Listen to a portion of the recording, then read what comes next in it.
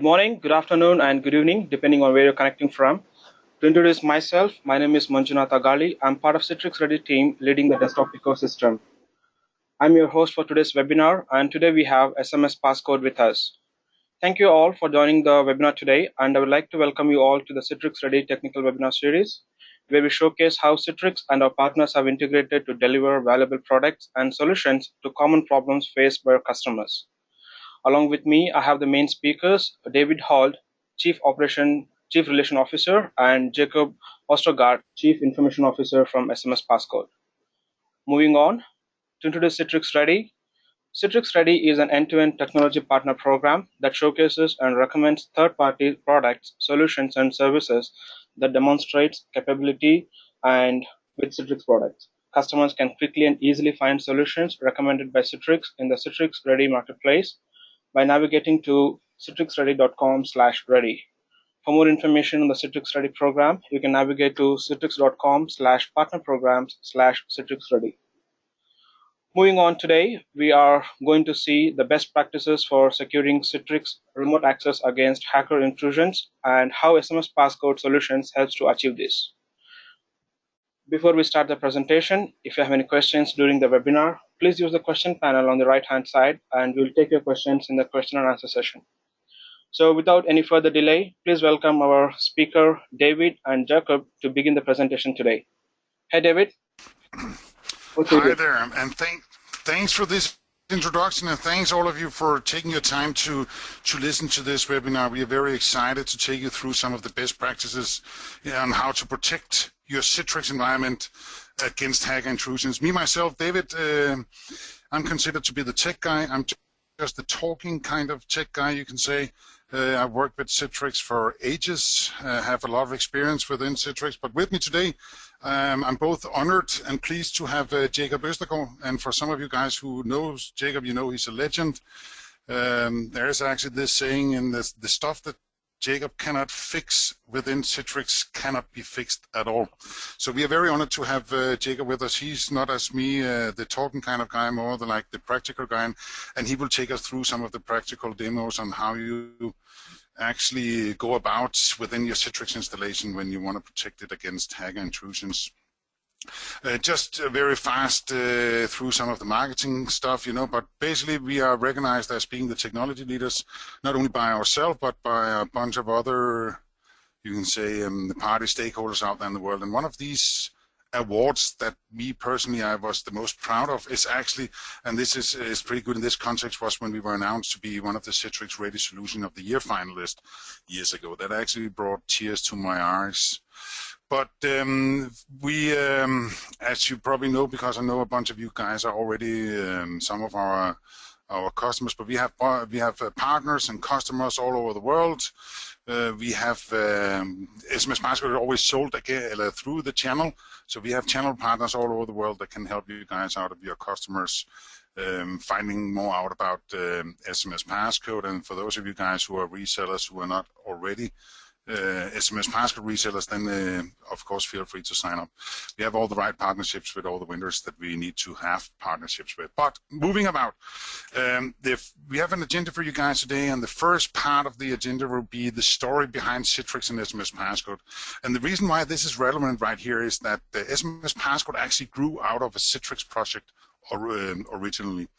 That was 10 years ago, where SMS Passcode initially was, like you can say, the software developing department of a Citrix Platinum partner, and that's where the idea for SMS Passcode actually grew out of. So there's actually a lot of learnings in this project that we took and implemented into what we know today as being SMS Passcode. So a lot of these best practices actually are learning points that came out of that original project between Citrix and SMS Passcode. Then we will tell you a bit about why you need strong authentication in the first place. The strong authentication part being the one that ensures that it's the legitimate user who is logging on to your Citrix installation and not a bad hacker intrusion. So, and that's what's called a strong authentication or step-up authentication or two-factor authentication. It has a lot of different names. So in the first we will say why you need strong authentication. Then we will talk about this new kind of strong authentication, which is named the adaptive multi-factor authentication. There will probably be a bunch of you guys who knows this step up or strong authentication as two-factor authentication. And just to put that point very fast, that the only difference really there is between two and multi-factor authentication is, as the name says, is that we use more than two factors. The reason why it's called multi-factor and not 3 or 4 or 5-factor authentication is because the number of factors that you can utilize depends on the context you're in. And that's when you guys are, where you guys can realize that you're in very, very good shape, and also in very, very good shape compared to some other vendors, because Citrix is actually capable of providing a whole bunch of different kinds of factors that can be used and utilized to ensure a very high level of security. So we will just take you through what this adaptive multi-factor authentication that you can implement into your Citrix installation, what that's all about. Then we're going to touch a bit about some of the best practices around protecting your Citrix environment, and then we're actually going to do we got to get Jacob to do a demo for us. So he's going to browse a bit around in the Netscaler, and if we have time for it, we will hopefully see how you can protect like ShareFile as well as Netscaler, etc. And then we will show you some of these things that you can utilize coming out of Citrix within your multi-factor authentication system. And obviously, in this case, it's going to be SMS Passcode. But there's a bunch of things that you can do in your multi-factor authentication system, or at least in SMS Passcode, to increase the level of security. But you can say the security is only as good as the users utilizing the security. So there's a whole bunch of things where you can basically make it easier or more convenient for the user as well, which is a focus point as well in SMS Passcode. And I actually think the key to our success is actually our capability of being able to increase the level of security significantly, actually, but at the same time make life easier and more convenient for the users and administrators and so forth. Then we're going to summarize, and then we're going to end up pointing you guys in the right direction, say, okay, so if you want to learn more, what could your next step be? And then we will take, if we have time for it, the questions that you guys add into the question panel. The questions we don't have time enough to answer at the webinar, we will take afterwards and get back to you guys with appropriate answers to all of your questions. But the story behind SMS Passcode is actually the time before the cloud. I don't know if you guys remember that time. It seems like forever ago. But back then, and just as today, Citrix created this most amazing remote access system where you can get remote access to your virtualized applications and your data, which was pretty hot news. So Citrix made a web interface, and one of these web interfaces you probably recognize as this old Citrix Enfuse. And the story behind SMS Passcode was that we were actually hired to make a remote access system, create remote access to a Citrix web interface, and that was done in conjunction with a large telco. So Citrix basically wanted to utilize this large telco to sell their product, really. And this large telco, they wanted to sell their very poor, bad mobile internet connections. 10 years ago, I don't know if you remember how internet connection, or at least the mobile internet connection was. They were very, very bad, and they were, on top of being very bad, being very expensive. So therefore, there has to be high-value data coming out of this, and that's where Citrix come in, giving you access to your business-critical data.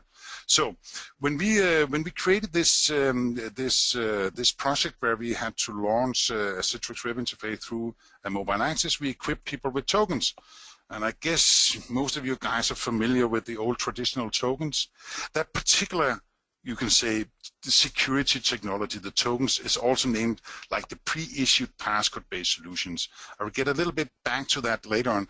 But all of these pre-issued passcode-based solutions, you can say any kind of solution where you can get the passcode before you log in, is called a pre-issued passcode-based solution. So, and that is, by the way, from a security point of view, regardless of you getting the passcode through a hardware token or a software token, so smoke signal or whatever you do, it will, from a security point of view, still be a pre-issued passcode-based solution. Now, I think this year, today, it's like 32 years ago that RSA got the patent for this, like the pre-issued passcode-based solution. No, but back to the story. The story is that we equip users with these tokens to ensure that the user were who they claim to be, using this good old-fashioned two-factor authentication solution. But what surprised us a lot was that we figured out that it was only a few of the users, actually around 20% of the users, who were actually using this amazing remote access system, but the vast majority, like 80% of the users, were either never or very rarely using this remote access, this web interface from Citrix. So we had to figure out what's the reason that people are not using this, because I mean, at the end of the day, the technology is not better than the people are using it. So if you for some reason have an obstacle that makes people not using a system, you have to get rid of that obstacle. We call it a dependency. And the problem right here was that we were dependent on people having that token in place in order to be able to log in. And the problem was that the people misplaced the token. You forgot it at home or in the office, or the dog have eaten it, or the kids have played around with it, or whatever reason it was. It didn't matter, because at the end of the day, if you don't have your token, you didn't log in. So basically, there's this saying, and I think it's a general term and a good learning lesson to have, is that the more dependency you have in your systems, the more systems that your system depends on, the more likely it is that your system will not work. So you should basically always try to get rid of as many dependencies as you can. And that was the original initial idea behind SMS Passcode, because by using people's mobile phone, and this is 10 years ago, even back then, by using people's mobile phone for this, you can say strong authentication, you could depend on something that you really could rely on, because the number one thing that people remember, and today, of course, obviously 10 years later, is much more obvious. The number one thing that people always tend to remember is their mobile phone.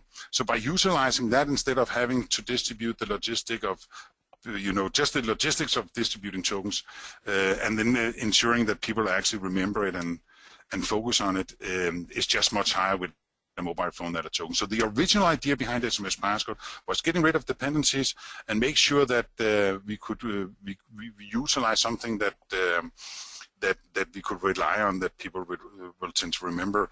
And I still think one of the best arguments for SMS Passcode is that usually if you go from like a dependency-based solution or a token-based solution to SMS Passcode, you will see an increased number of logins in your Citrix. Basically from the simple fact that that people have their access device with them. So the original idea was basically user convenience, you can say. But then later on we figure out that by utilizing the fact that you can communicate with the user through a mobile phone, you could increase the level of security significantly. In the old days, we only needed to prove that we were as secure as these pre-issued passcode-based solutions. But today we are recognized as being a more secure solution. And therefore, today, SMS Passcode is protecting, like, we have banks and police departments and police intelligences and all these kind of high-level security organizations utilizing SMS Passcode. But the important part is that you understand what you need to do within Citrix as well to utilize this very high level of security. So let me just show you guys what we are talking about, because I will just show you a very fast demo on how it actually looks from a user's point of view. So so let's see if we have a Citrix web interface we can use here. I have a Citrix web interface here, and the basic idea is that the user types in his username and his password. And because we expect a lot of you guys to be techies, we'll go a little bit down into details on what really happens behind the scenes, because when I push log on now, what really happens is that Citrix goes out and check whether within the SMS Passcode if the user is known by his username or not, because if the user is not known by his username, we might as well just block him right there. And you would always want to block a potential hacker as close to the internet as possible for several different reasons. But if SMS Passcode says, yes, we do know the user by his username, then Citrix eventually checks whether the password is correct as well. It goes down to the domain controller, and the domain controller returns, yes, this is the right username and password. And if that's correct, that's where SMS Passcode then says, hold your horses, don't let the guy in yet, before and before we create a code and ship it to the user. A very important thing to stretch here from a security point of view is that since we are doing this in real time, since we are not creating the code until the username and password is validated as being correct, we also know which session that the user comes from. And that would be like this session created by Citrix. So we say, okay, this particular user is right now logging on from this particular session. Then we create the code, we link it to the session. So the code I receive on my mobile phone can only be used from the session that initiated the request. And from a security point of view, that's a game changer. It's completely different from the pre-issued passcode-based solutions, whereas if you take your token, for example, you will be able to choose any session to initiate a request with that particular token from. And if I translate that into my mom, I say, hey mom, you can use this token from any PC basically to log on. But in SMS Passcode, that particular token code, when that's created, we know the session, and that's the reason why we can link it to the session. And then we push log on. As you can see, the user will get some status feedback about the code being sent. And then eventually the code will land here on my mobile phone. It just arrived. You can see it's being sent. It's only valid for a certain period of time. It's a one-time password, which essentially means that it can only be used once. And if I mistype it, I would have to do it again, and boom, then I'm in. So, but behind the scenes, there's a whole bunch of things going on that the user, for good reason, would not need to know about, because we will handle it for him. Here's an example of the token code that I just received. And as you see up here, it says that this is a non-trusted location that I logged on from. And you can see the country is Australia. And it's not because we don't trust Australia, really. It's just because this particular user haven't logged on enough times from a particular location for this location to become trusted. And that's based on the IP address. And one of the things that you will find in your Citrix Netscaler configuration, as we hopefully will get Jacob to show us later, is the capability of shipping a end user's IP address from your Netscaler or from your Citrix web interface. Both of these systems are capable of doing it to SMS Passcode, because then when we get the end user's IP address, we can see whether he has been logging on from this particular IP address before, because if you have logged on enough times from a particular IP address, this IP address can turn into become a trusted location.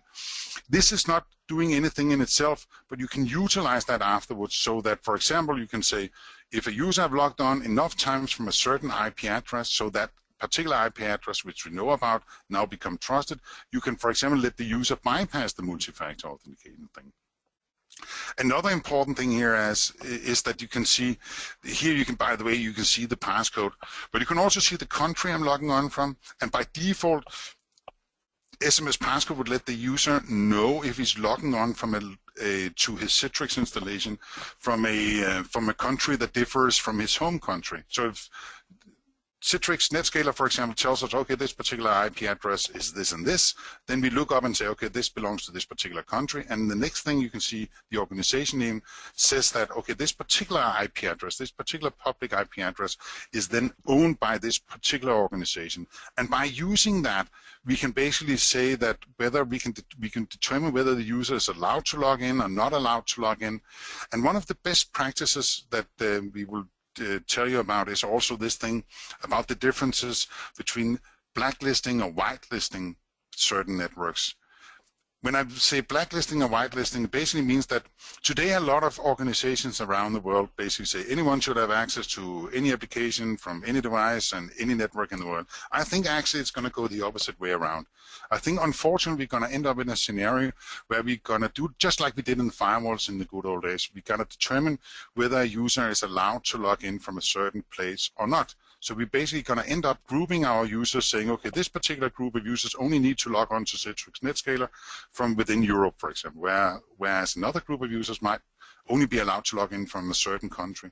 So that would be whitelisting after you have blacklisted all other locations. But if a lot of organizations don't do anything today, so the first thing that people probably will end up doing is the blacklisting part. And the blacklisting part is essentially all about, if you know all your hacker attacks is coming from a certain place, you can basically blacklist that place.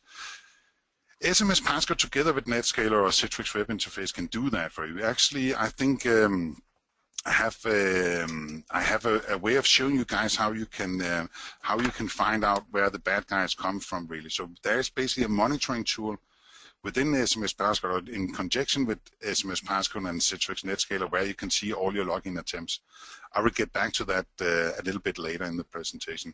But right now, we would actually love you guys to do a poll, because based on what I've told you right now, then we would like to know how many of you guys who right now is actually protecting your Citrix installation with two-factor authentication. So if we can get you guys to go into the panel from go to webinar and open the poll, and then choose the first question, which says how many of you guys are protecting your Citrix installation as of today with two-factor authentication, which essentially means that you need something more than just a username and a password to log on to your Citrix installation. We do actually expect that that most of you guys are not doing anything as of today.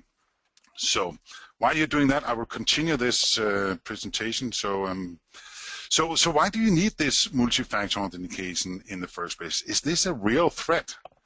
And the answer is obviously yes, and it's actually not only a real threat, it's a very big threat. And the reason why you need multi-factor authentication is because, yeah, one thing is, of course, that hacking is the fastest growing type of crime today, but it's actually the biggest kind of crime today. But even more important for all of you guys is that this hits everyone. It's not like it's only the big guys who are threatened by intrusions. Actually, I think it was Verizon that made a survey where they figured out that 76% of all network breaches involved a weak or a stolen password. So you can just imagine it yourself. So if you have to compromise a company's network, what would be the easiest way? The really easiest way would go in through the front door. I mean, so if you guys, for example, have your Citrix Netscaler entry, you need to ensure that you know who is walking in through the door. Because why go through all the hassle of compromising people's firewall and whatever we have when you can just walk in through the front door? And the problem essentially is that the tools and the methods that the bad guys are using is becoming easier and easier accessible. There was a time where it was an honorable job to be a hacker, where it was actually very difficult. But nowadays, anyone can go to like YouTube or go to Google and basically just type in like phishing, farming, stealing passwords, etc., and they get a whole recipe on how you go about stealing users' passwords, etc. And the reason is that we have more and more users accessing more and more information. We have more and more devices from different locations that people are accessing. Basically, what we can imagine is that we will get more and more doors that the bad guys can walk in through. And some of these doors are now sitting in the cloud as well. So all of this basically makes it, you can say, a tougher job for us to ensure that it's only the good guys who are walking in through the door. So in most places in the planet, we don't have to argue any longer on why you need multi-factor authentication. The important part is that you know that's a huge difference between these different multi-factor authentication solutions. Not only from a convenience point of view, but from a security point of view, that's a huge difference, huge difference. I usually say there's as big difference between multi-factor authentication solution than there is with German cars. I don't know if you guys know about German cars, but the Germans actually made something called the Trabant in the old days, which was a pretty bad car, I believe. And then they made the Maybach, which is probably one of the world's most amazing cars. So that, but they are still German cars with horsepower and everything, but there's a huge difference between them. So what is this multi-factor, this adaptive multi-factor authentication all about, which you can implement inside of your Citrix Netscaler? When we talk about multi-factor authentication, we basically talk about when you secure your Citrix environment, you would have an attack surface. Very often when you talk about security, you talk about an attack surface. An attack surface being any given way a potential bad guy can compromise your security. So what you aim at is making that as difficult as possible for the bad guys to compromise your security. And that's basically, in the security space, we very often call it narrowing down the attack surface. If anyone comes to you and say they have like eliminated the attack surface, you know they are from sales basically, because it's not possible really. So, and you should never go about thinking that if you have bought all the best security equipment you can buy for money and you have the best consulting configuring it, it's absolutely impossible to compromise your security. Actually, you say the most high-level security organization nowadays, they actually act like they already are being compromised. They just need at least like to have a flag raised if their security has been compromised. So the idea here is to make it as tough and difficult for the bad guys as possible to sneak in. And one thing you can measure a security company from another security company is their understanding on how they create agile security solutions. And by that I mean that it's, at the end of the day, it's the bad guy who dictates how we should create our security. It's the bad guy's tools, methods that they are using that basically tells us how we should protect our solution. But when you have your Citrix web interface, for example, you of course obviously make it more secure by enabling a username and password. And of course you make it more secure if you use the old traditional tokens. That's of course better than not having anything. But then there's this new generation of these challenge-based solutions, and essentially it means that the code that you need to access your Citrix installation is only created upon a challenge.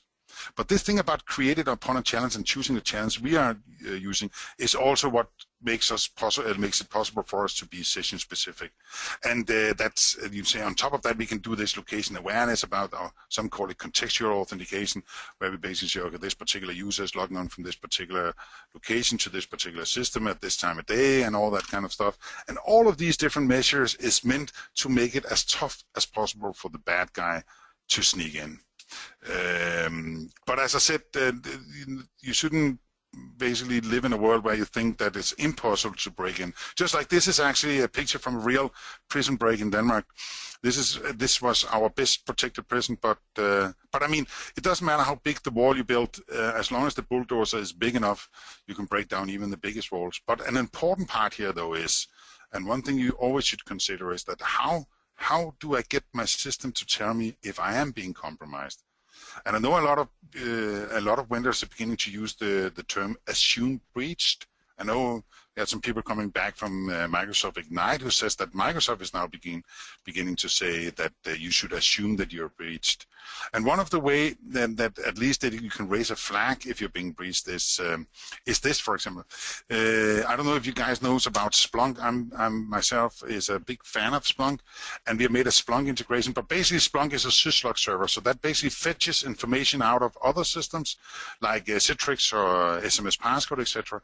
This information is coming out of SMS Passcode, but you can say created, initiated by Citrix, and digested, you can say, in SMS Passcode, and then presented in Splunk. But you can use other syslog servers for the same. I just think Splunk is a very cool system. But as you can see here, we had like 48 authentication failures coming out of location in the US. Actually, maybe with a bit of luck, I will actually be able to show you guys. This is actually me getting access to SMS Passcode production environment. So all of these dots basically represents users logging in and users trying to log in. And the trying to log in part is actually the important part here. And as you can see here, actually, we had this one here. That's the same 48 failure logins from a certain location in Columbus. And that's either a very drunk person or a bad guy. That is probably most likely a bad guy. And we don't have time right now to show exactly what you do, but you can double click on this and then you can see exactly what's going on, who's trying to log on, pretending to be who in what. And this alerting feature is very important, and that is actually capable from your Citrix environment in conjunction with SMS Passcode to basically give you a map of where your bad guys comes from, because utilizing that knowledge, you will afterwards be able to create this white and blacklisting part in SMS Passcode where you say, okay, since I know this particular IP address or this particular country, that's where all my bad guys come from, then you can basically just eliminate that IP address or that country. So if you know all of your hacker attacks is going against your management team and coming out of Denmark, you can basically just wipe out Denmark. So we just have another poll, and that's the last one by the day. But of course, we would like to know, so those of you guys who are actually nowadays protecting your Citrix installation with something more than just your username and password, how many of you guys are using the old traditional hardware and software token? So do you get your code from a hardware token you carry around with, or do you get your code from a piece of software installed in your mobile phone, for example? Then it's all the same. That's using the traditional hardware and software token. So please go down to the poll and let us know how many of you guys who are actually using the old traditional hardware and software tools. We actually expect you guys those of you who are actually using something more than username and password, you're probably most likely, unless you're SMS Passcode customers already, using the old traditional, less secure way of protecting your system. So, talking about Citrix, there's a whole bunch of different Citrix stores that we need to protect, and one of them, of course, being Netscaler. And I know a whole bunch of people out there thinks, and probably in the right manner, that the Citrix Netscaler is the answer to everything, which it probably is. I mean, I think the only thing that I have a guy who says it cannot do is make coffee or something, huh? But you have different tools and methods and mechanisms and clients to log on. You have your web interface, the Access Gateway web interface, your setup interface, you have your web receiver, you have your local receiver. So you have a bunch of different doors basically that you can walk in through when you are protecting your Citrix environment. And nowadays we actually also have the share file. The good news here is that all of these things can be protected and using this step-up multifactor or adaptive multifactor authentication solution. We create this visual diagram, a very primitive one, but essentially what it shows is that there's different ways that you need to go about when you configure your Citrix installation, depending on what Citrix components you've chosen when you protect it. The most typical one, and where the world is probably going to end up, is that everybody in the world is ending up using the Citrix Netscaler, and for good reasons. The Citrix Netscaler is what we call a radius client. So a radius client is basically a client that talks to a radio server, and in this case, the radio server would be SMS Passcode. So when you hopefully Jacob will be able to show us in a second. When you configure your Citrix Netscaler to utilize this multi-factor authentication, what you essentially do is you go from the LDAP request that you are using nowadays directly to your domain controller to utilize the radius protocol instead of LDAP. And there's a whole bunch of things you can consider, which could be best practices for like failover and load balancing and high availability. And we're just going to touch briefly base on what you need to do in order to be able to do that. For those of you guys who have upgraded to Storefront, then the only way you can do multi-factor authentication on your Storefront is by utilizing Citrix Netscaler behind it, because Storefront in itself doesn't support multi-factor authentication yet. Or you can say the way it does that is by using the Citrix Netscaler. So essentially what you do is you point from your Storefront server to your Citrix Netscaler, and then the Citrix Netscaler afterwards would do the radius request, which essentially also would check the username and password using LDAP. So, but we will get back to that in a second when Jacob is going to show us both Storefront and Netscaler. If you have the old setup web interface, it's actually super simple, because it's just a next installation, and this next installation would point directly down to the SMS Passcode backend infrastructure, and our backend infrastructure would be the one who decides whether you should receive a text message, as I did, or some of the other components that we support. So for example, instead of getting an SMS, you can get an email or a voice call, or you can get some external services to ship out your SMS or text messages and voice call. And there's actually this failover mechanism, which is a best practice as well. So say you have a user logging in and he doesn't receive his SMS and it times out, then we actually have an automated method of, instead of sending a text message, and then we will provide the guy with a voice call or ship him an email and so forth. And then the last part we have down here is the share file. Share file is utilizing a protocol as well, just like the Netscaler, but it's not radius, it's something called SAML. So basically you can configure your share file installation to point to a SAML server, which could be SMS Passcode, because SMS Passcode is what you call a SAML identity provider. And we are that because we sit on top of your ADFS, which is your Microsoft's Active Directory Federation services. The cool thing about this protocol, by the way, is just like Radius is protecting all your on-premise based solutions very often, all these boxes, Citrix, Cisco, Checkpoint, Juniper, etc. But of course, you guys only have Citrix Netscaler. But the same thing seems to be happening in the public cloud-based solutions. So if you have like ShareFile or Salesforce or Google Apps or Office 365, they're all using this SAML protocol. And can be using one and the same SAML server, which could be SMS Passcode, to do the authentication. But Jacob, let's get Jacob started here. So So Jacob, I will make you a presenter here, so hopefully you can take us through some of the configuration within the Netscaler in order to show us what we need to do. And here we have a Netscaler, I guess, huh? Yes, that's true, David. It's Netscaler 10.5. We are working with all Netscalers. The way they are normally set up would be that you have configured one or more virtual servers here. And you can set them up with authentication. The default for many companies without multifactor authentication would be an LDAP policy going to the Active Directory controller to authenticate the users. So that is what we have here. We have session policies redirecting to a storefront server for both looks strange here. Okay, hope you can see it. For both the web login and the native receiver login. So Jacob, you say that within your virtual server, you go to your Netscaler, you go to the Access Gateway part, you go to the virtual servers, and there you will find, as of today, you will find an LDAP authentication.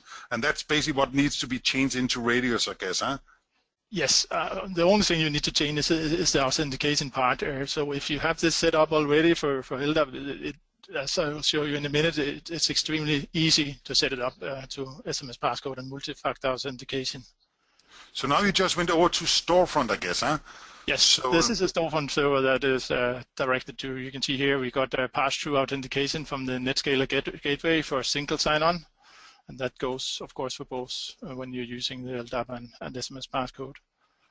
So this is what you need to do on your storefront server in order to utilize the Citrix Netscaler to do the authentication for you, huh? Yes, to enable this external access. As you said, you need the Netscaler Gateway to have external access to your storefront.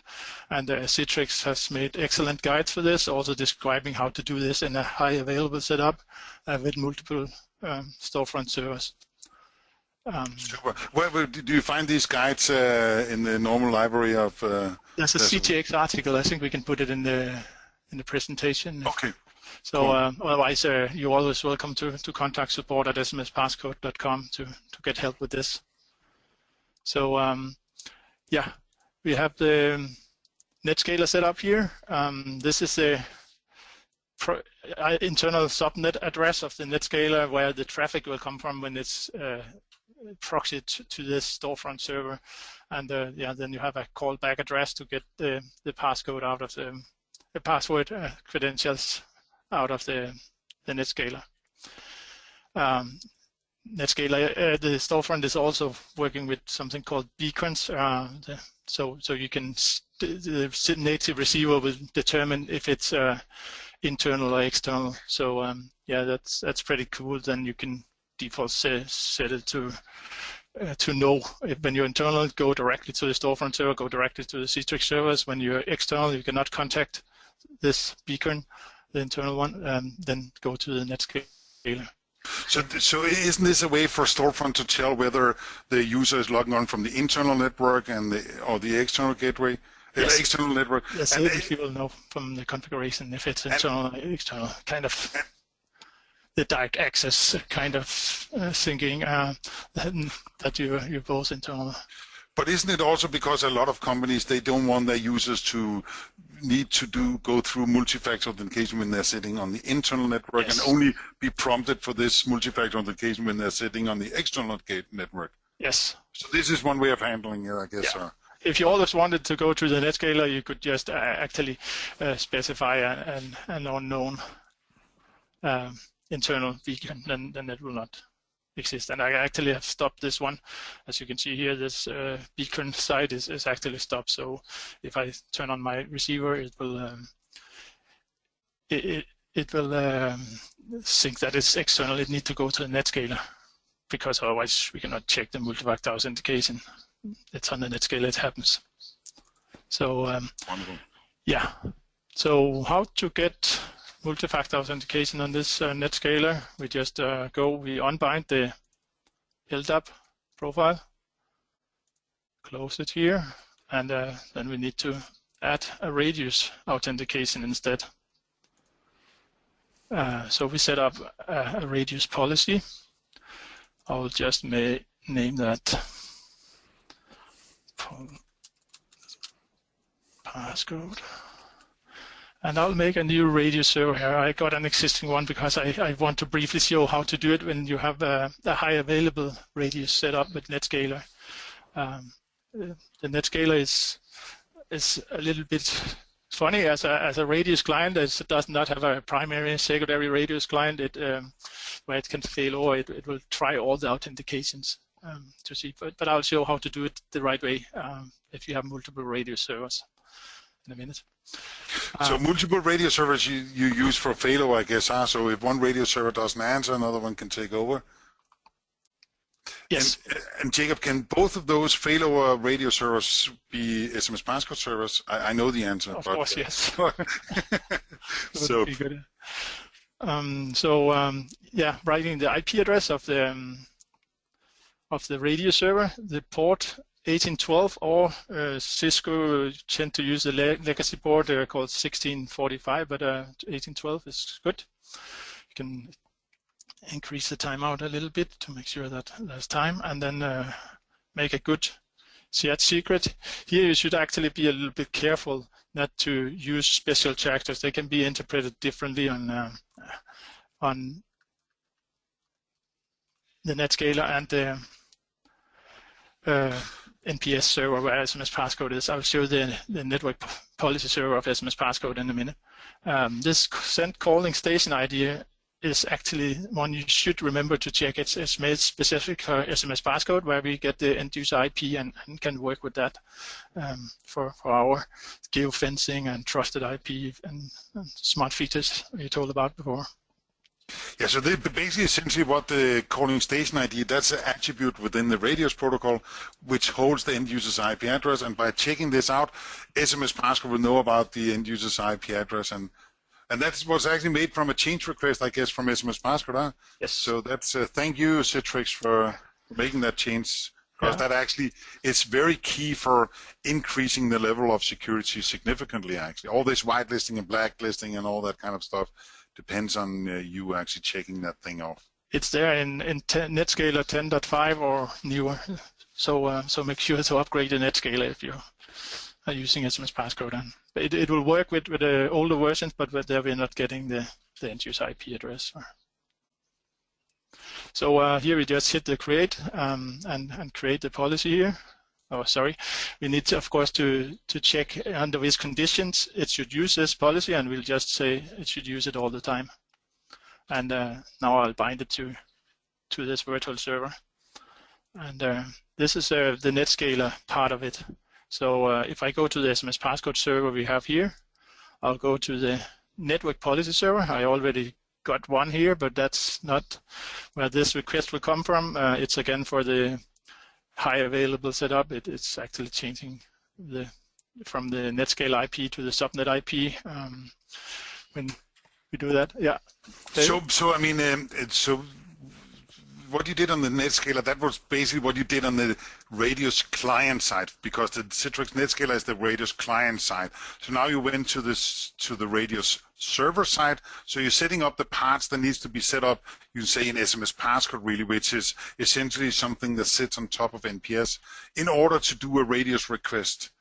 So first you have to configure your Netscaler, which is the Radius client, and then you go to the Radius server and basically point to this Radius client, which would be the Citrix Netscaler, and saying, okay, you can take requests coming from the Radius protocol from this particular client. Yes, that's true. You basically make this pair, and here we are specifying the client IP where the request will come from, and the same shared secret, and the other end it's the server, and then the shared secret. So you're making a pair in this way. And isn't it fair to say, Jacob, that you guys should not be afraid of doing this? This is actually super simple. It is really simple. So also the SMS Passcode installation here is very easy. Sorry, I should have hit this one. Normally you would go here to enable Active Directory integration to get some users into SMS Passcode. When you have installed it, you will get this policy to import the users. The only things you basically will need is to specify specify here a group and Active Directory to import from, and attributes to get the mobile numbers from, and they'll get imported automatically. And I mean, just like the Netscaler, we support a bunch of different domains and different groups within different domains, etc. So that if you have like a large Citrix Netscaler installation with many different domains coming in through the Netscaler, I believe that we are capable of supporting that as well, I guess, huh? Yes.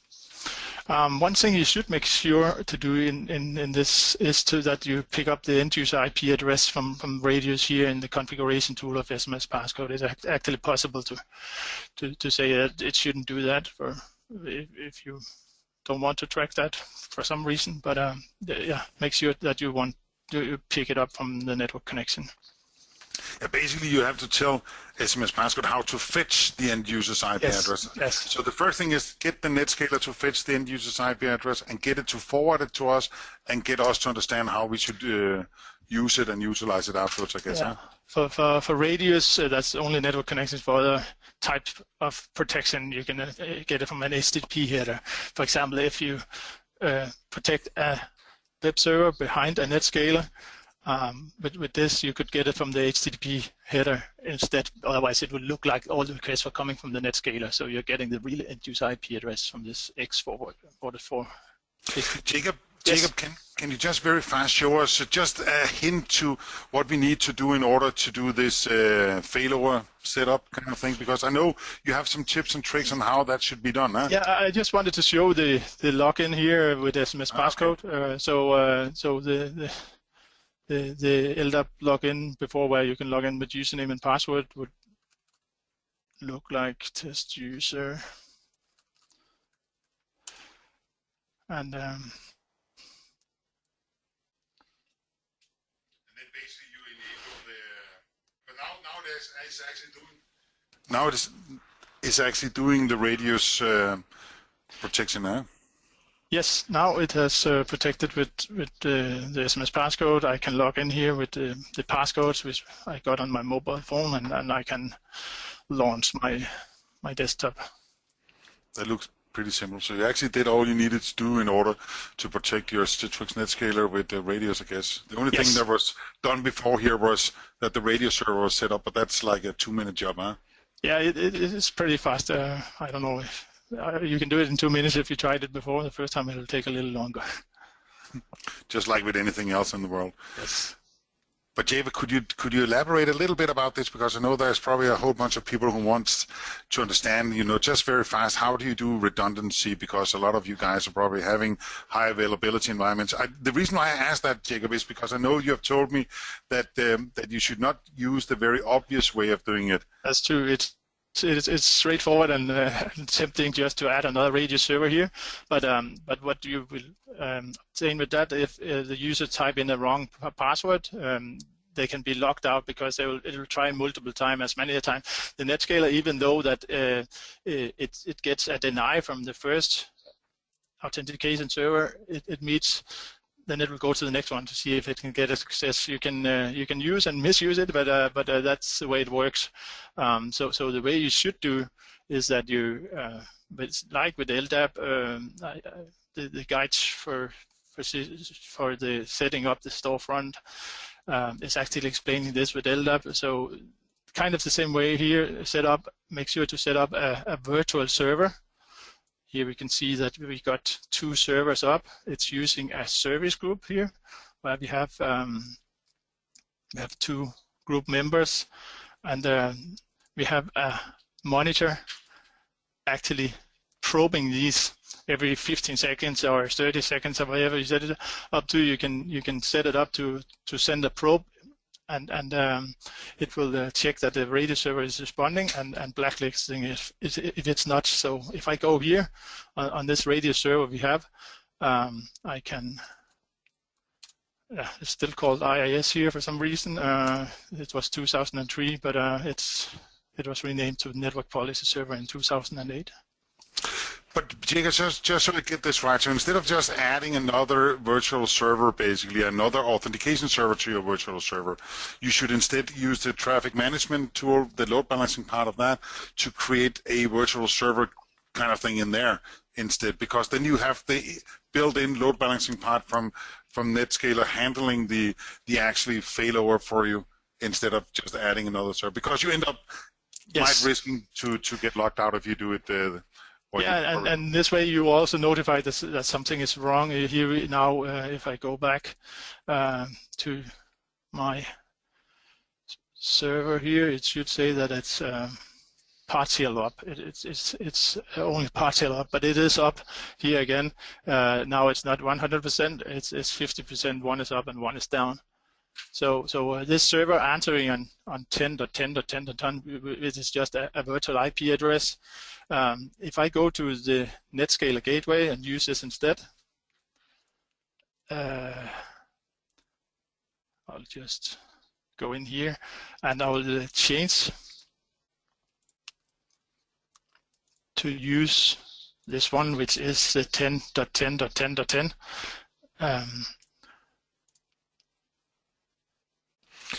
And I would just let you guys know, if you think this goes very fast and Citrix, Jacob is browsing around like very confident in this, know that this is actually pretty simple, and there's some very, very simple good guides that you know to go about. It's actually not that complicated at all, and especially if you know about how to configure a Citrix Netscaler in the first place, it's actually pretty simple to set up all these amazing things. Yeah, I can try to use the real Citrix receiver this time to show that it's also working. Now we actually changed it to use this load balancing server instead, and even though I have stopped the radio service on one server, it will just go to the other one. It knows it's down, so it can use the other one. So basically, you demonstrate that failover actually works within Citrix and two radio servers. Yes. So I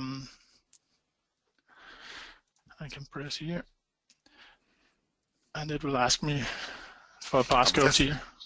Oh, and this is a native receiver. It's not the. That's pretty cool. So that will also prompt me for the passcode. Yes.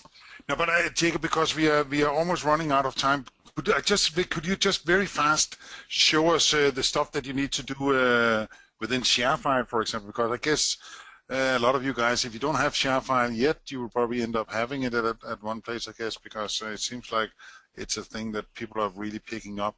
But basically, this SAML thing, really, that's what I would like you to show us.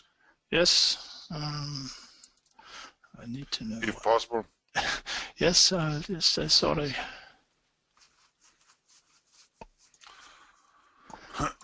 Made this wrong. Sorry. What I'll need to do is that the URL we have for ShareFile is called SMS Passcode. I need to go here, and that would redirect us to an ADFS proxy. And here we have applied the SMS Passcode Protection. That is basically just a next installation if you have the SMS Passcode backend set up. So this is an authentication client, as we call it. You apply it to the working normal ADFS proxy, and when you then after that log in with username and password, which will normally give you access. It will prompt you for passcode, and I will come to how you set it up in ShareFile, because that's basically as easy as. There's also very good guides for how to do this. I'll just show you how to set it up in. But the basic idea here, Jacob, is that instead of the users being authenticated in ShareFile, you basically do as you do now. You go to your ShareFile installation and you say, okay, ShareFile, do not authenticate the user locally, authenticate on this particular ADFS server or SMS passcode server, you can say. So then when the user tries to log into ShareFile, he's redirected to SMS passcode, and we will do all the authentication parts. And then when we ship the user back to ShareFile, we basically equip them with a ticket or something that he can prove that he's been authenticated before ShareFile lets him in, I guess, huh? Yes, that's true. Here you just specify the ShareFile identity so you have, so and then you specify the ADFS proxy, where to find that, and again it could point to an internal server without multifactor authentication. If you're inside the LAN, you could also use our GeoIP to say if you're from a trusted IP, you have logged in a certain number of times, then you don't need to have the passcode. You'll be logged in just with username and password, and then so all you need basically here to do is to upload your encryption certificate, the public part of it. Just have the private part yourself, and then that is good to go for you. You can require for normal users here, non-administrative users, that they should go to this multi-factor authentication. Thank you very much, Jacob. And I know that that not only you, but also me, I could probably go about for days, actually, or hours, talking about Citrix and the stuff that you can do with Citrix and multi-factor authentication.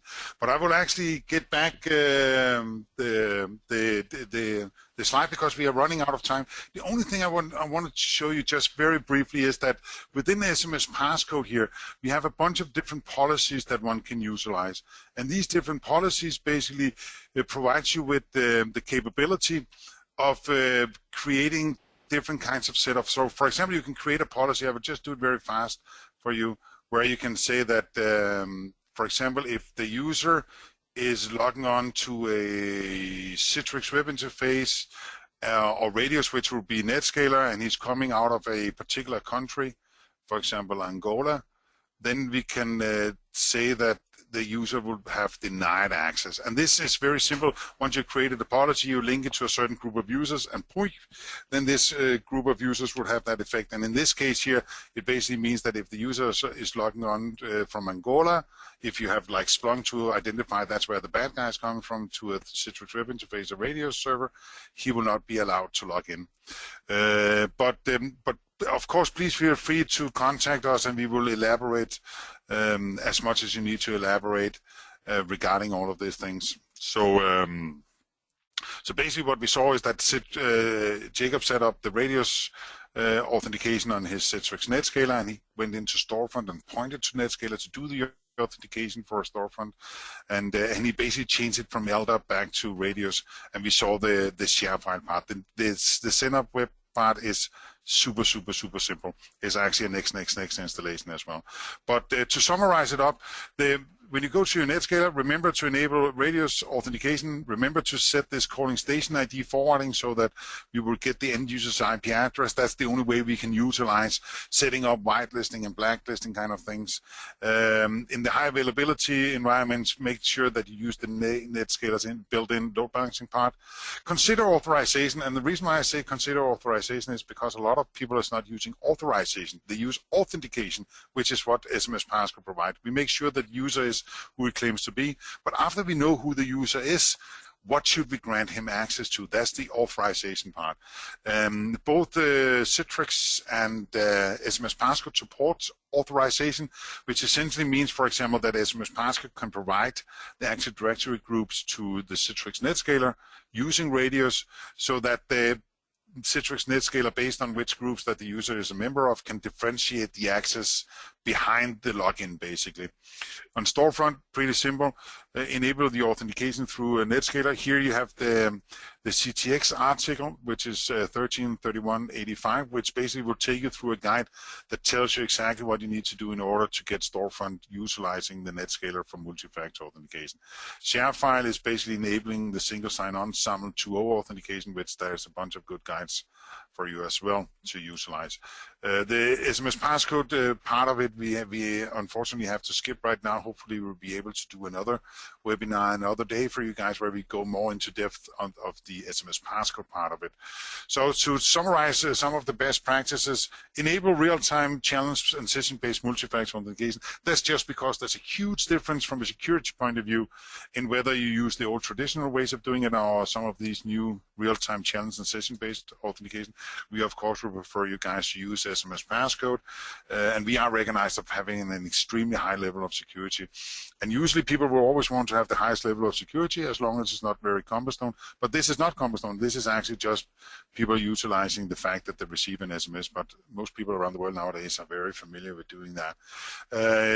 Think about creating a security group, deciding whether basically who should have access to what and from where, creating these groups so you can differentiate your access depending on what there we need to access, you can say, point of view, instead of just giving everyone access to everything.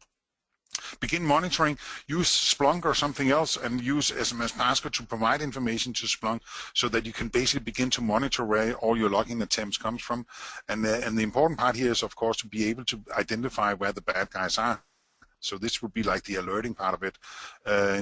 Begin to create black and white listing and begin to enable these geofencing things. I'm pretty sure that would be a very, very good best practice and suggestion to give you guys, because you're probably eventually going to end up there anyway. So it's just about time to begin to consider those things. Use authorization. Decide, depending on who the user is and what group he's a member of, what behind the scenes, what VLANs or which servers should he have access to, which applications should he be able to access, etc. Which some probably in many cases are doing anyway. In some cases, but not in all. Minimize the dependencies. Think about how do I get rid of all the obstacles that actually essentially makes so it does so that the users are not using the security. Why? I mean, so make sure that you make it easy enough for the users to utilize this high level of adaptive multi-factor authentication in order for them to actually use it. So the next steps, some takeaways: do something. You have to do something because the bad guys are coming, really. Avoid the good enough solutions. I mean, we created a guide that would help you through some of the pitfalls, so that you will understand what you need to do in order to implement you can say the right or correct kind of solution for you. And then there's another thing which I've just learned from experiences of traveling around the world and teaching people about this. Don't be scared. I mean, it is pretty simple. So going from a not protected Citrix Netscaler installation or Citrix installation in general to a protected installation is usually a very, very short time, and you don't freak out your users or your administrators by this. It's actually a pretty simple step to do it. You just saw briefly what Jacob did, but basically Jacob went through most of the steps that needs to be in place in order to do this. And the actually SMS Passcode installation that was prepared before this presentation from Jacob was actually a very, very simple installation as well.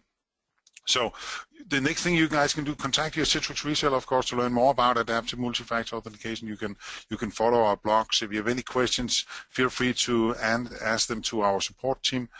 You can read this Hidden Dangers of Good Enough Authentication Solution, and this is basically where we describe the difference between German cars, really, the difference between these different kinds of authentication solutions. And just like I said in the beginning, you should understand there's huge differences between these, just like there are with German cars in general.